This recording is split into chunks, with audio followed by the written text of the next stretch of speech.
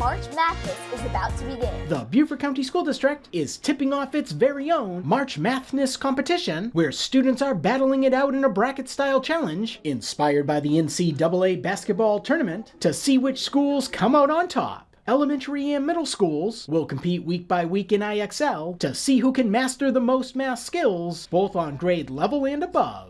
I think it's really good because it helps us actually grasp what we're learning instead of just processing through our brain just so we can get a good grade on the test and then forgetting it. It helps us actually process and understand what we're learning. It's a very good way to have fun and at the same time beat other schools. And the farther we get, the better we feel. Schools across the district are developing their own strategies to climb the leaderboard. Here at Okati Elementary, students are staying sharp, working quickly and accurately as they tackle their IXL lessons. To go fast so that I could catch up to get first place. It's kind of getting you ready for your math already diagnostic, and you can get a higher score and you can reach your goal. This IXL thing helps you get smarter by answering math questions. Completing IXL is helping students build the skills and confidence they need to be ready for upcoming state exams. We're focused on all students completing on grade level standards, so it's helping prepare them for their SC Ready Math coming up, just giving them a jump start on that. And we're also getting ready to take our iReady diagnostics for 3rd through 5th. So we're really making sure that they have the foundations secure as they head into the big testing area of the year. At Port Royal Elementary, students are taking their shot at scoring big in math.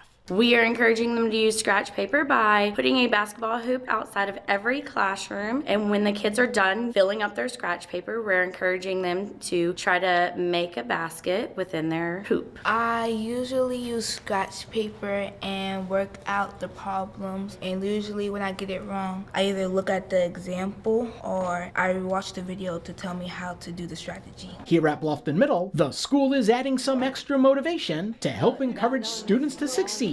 Our school is allowing the top 3 kids at the end of the competition to have basketballs, and the top class at the end gets to have a donut party. I think it's really cool because the incentives help kids want to do the IXLs, but the IXLs help the kids keep that information in their brain, so they're not forgetting it right after they learn it, and they can actually grasp it and retain it. And at Red Cedar Elementary, the excitement started even before the competition tipped off, as teachers created this hype video to get students pumped for the challenge. I just really like math, and it's really something that comes up to my mind. Just try to do the hard ones first and then try to go for the easy ones after. To start with ones that I have already done and get to 80% and then do the hard ones last. The competition ends April 10th, and the winning elementary and middle school will earn a championship banner to hang in their school. For the Beaufort County School District, Ron Lopes.